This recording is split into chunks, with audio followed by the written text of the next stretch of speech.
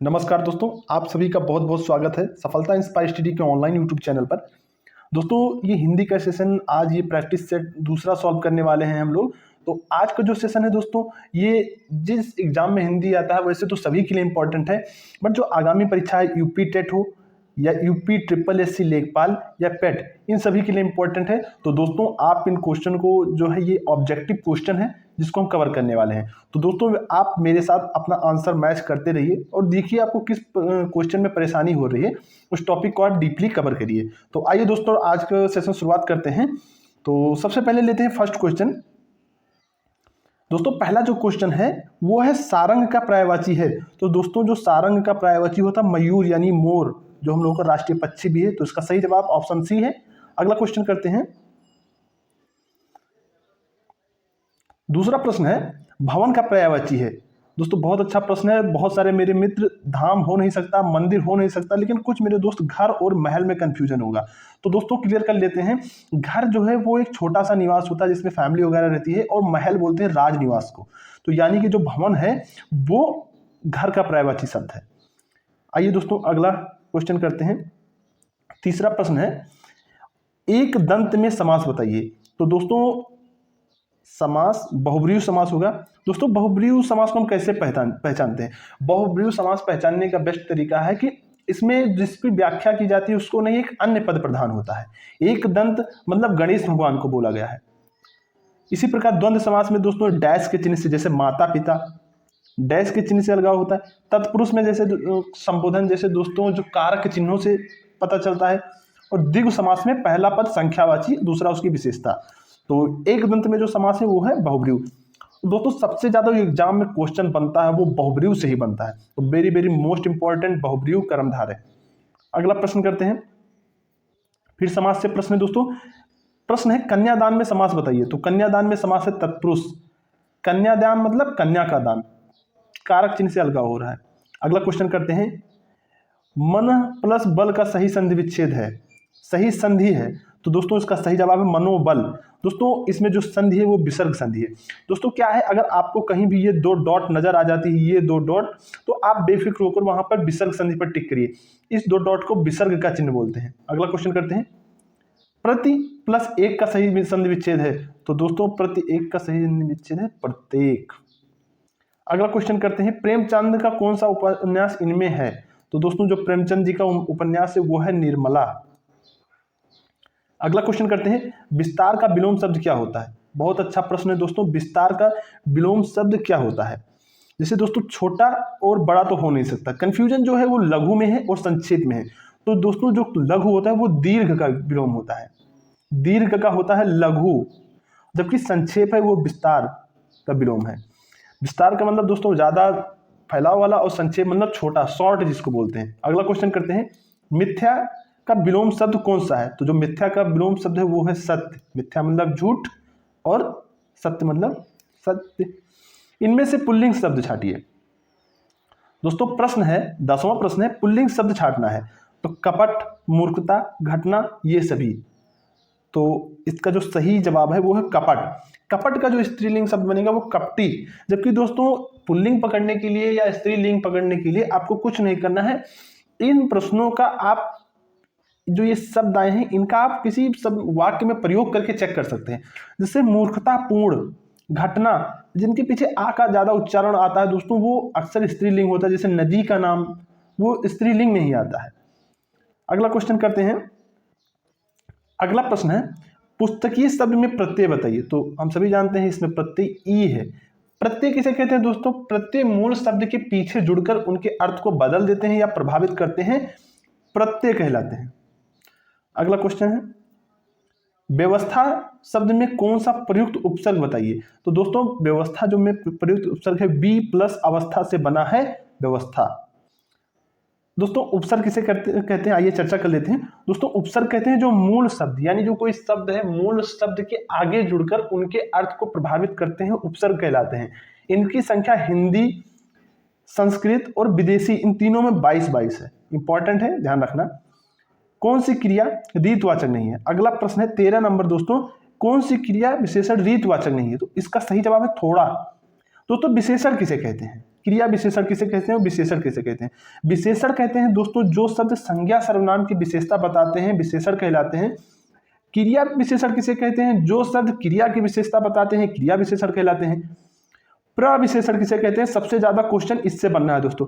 प्रविशेषण कहते हैं जो शब्द विशेषण की विशेषता बताते हैं, प्रविशेषण कहलाते हैं। तो most very very most important है दोस्तों, प्रविशेषण किसे कहते हैं। आइए अगला क्वेश्चन करते हैं।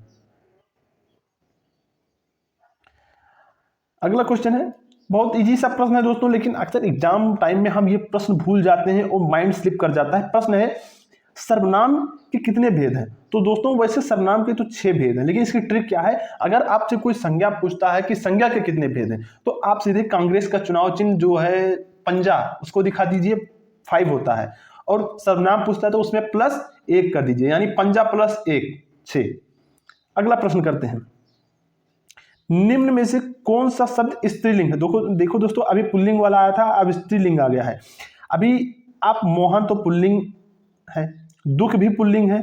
आप वाक्य प्रयोग करके देख लीजिए, जैसे उसको दुख हुआ, जैसे मोहन को दुख हुआ, राधा दुखी हुई, तो इस प्रकार से ये स्त्रीलिंग, सॉरी ये पुल्लिंग है। जबकि जो मृत्यु है, आप किसी भी जैसे मोहन की मृत्यु हो गई, राधा की मृत्यु हो गई, तो इस प्रकार से आप वाक्य प्रयोग करिए और सीख सकते हैं कि कैसे पुल्लिंग या स्त्रीलिंग को पहचाना जा सकता है। अगला क्वेश्चन करते हैं, निम्न में से कौन सुमेलित नहीं है? तो दोस्तों उच्च निम्न, जस्ट अपोजिट यानी विलोम है, सगुण निर्गुण, यह लोग परलोक, गुप्त रहस्य, ये वाला दोस्तों सिमिलर है। अगला प्रश्न करते हैं, निम्न में से किस शब्द की वर्तनी शुद्ध है? तो दोस्तों इसका जो सही जवाब होगा वो होगा ये वाला, कौशल्या। इसमें ये वाला सा रहता है, तलब्बी। दोस्तों ये इसका उच्चारण स्थान क्या है? तालब्य। ध्यान रखना, ये क्वेश्चन एग्जाम में आता है। तालब्य है, उसको तलब्बी सा भी बोलते हैं। दोस्तों अगर आपको वीडियो अच्छी लग रही हो, आपको कुछ इंपॉर्टेंट लग रहा हो, तो आप प्लीज़ वीडियो को लाइक सब्सक्राइब कर देना। आपको इसी प्रकार की इंपॉर्टेंट वीडियोज इस पर मिलेंगी, और आप जहाँ भी तैयारी कर रहे हैं करते रहिए, और जब कभी आपको समय मिलता है तो आप इस पर जरूर आएँ, आपको इंपॉर्टेंट वीडियो ही मिलेगी। अगला प्रश्न है 18 नंबर क्वेश्चन, निम्न में से किस शब्द की वर्तनी शुद्ध है? तो दोस्तों ये हो नहीं सकता, आपने रचता होता नहीं, रचयिता और रचयिता इन दोनों में कंफ्यूजन है। अब आप ध्यान दीजिए दोस्तों, इसका जो आप पढ़े होंगे रचयिता, आपने 10वीं 12वीं 8वीं में पढ़ा होगा, इसके रचयिता तुलसीदास जी हैं, तो वहाँ आप ध्यान से पढ़े होंगे तो आपको ये बिल्कुल कंफर्म होगा कि रचयिता होता है। उसका ऑप्शन नंबर बी बिल्कुल सही है। अगला क्वेश्चन 19 नंबर, आइए दोस्तों करते हैं, बात बढ़ना मुहावरे का क्या अर्थ है? तो दोस्तों बात बढ़ना मुहावरे का अर्थ है झगड़ा करना। दोस्तों मुहावरे और लोकोक्तियों से क्वेश्चन बनता है, आजकल जो बन रहा है दोस्तों मुहावरे से थोड़ा कम बन रहा है, लोकोक्तियों से ज्यादा बन रहा है। तो आप इसको भी कवर करिए और उसको लोकोक्तियों को भी कवर करिए। किसी दिन उसका पूरा सेशन लाऊंगा दोस्तों, फुल डिटेल सोल्यूशन, जिसमें हम लोग नोट्स के साथ में कवर करेंगे, हैंड रिटन नोट्स।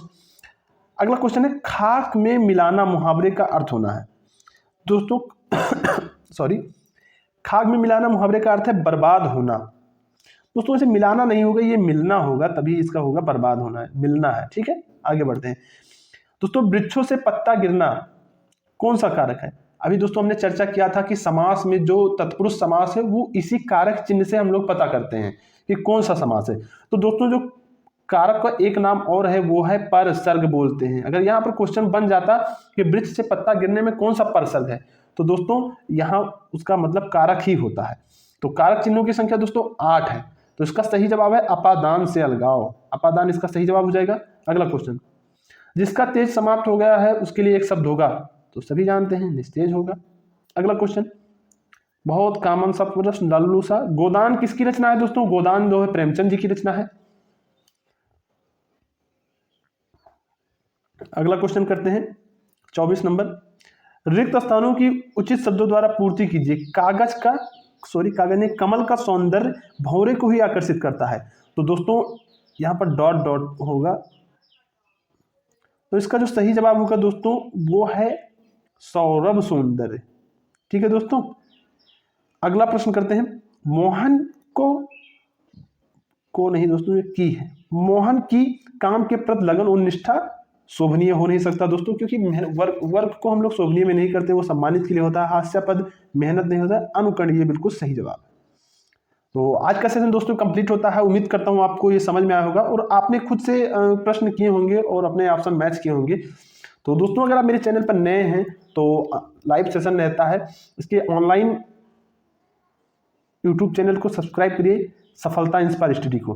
दोस्तों एक इंस्टा आईडी है इसकी चैनल की, आप उसको भी ज्वाइन कर लीजिए, वहाँ से आपको रेगुलर अपडेट मिल जाएगी, पीडीएफ भी प्राप्त कर सकते हैं। टेलीग्राम चैनल भी है और इंस्टा आईडी है सफलता __ इंस्पायर _ स्टडी। तो दोस्तों आप उसको जहाँ पर जाकर ज्वाइन करिए, पर्सनल सुझाव दीजिए, कमेंट करिए। दोस्तों आपको जो ऐसा सेशन लग रहा है प्लीज़ आप वैसा ही कमेंट करिए और बताइए कैसा लग रहा है सेशन। और डेली दोस्तों 8:45 पर जुड़ना ना भूलें, ओनली ऑन सफलता इंस्पायर स्टडी। ओके दोस्तों, अब मिलते हैं जल्दी, बहुत जल्दी अगले सेशन में। Thank you for watching.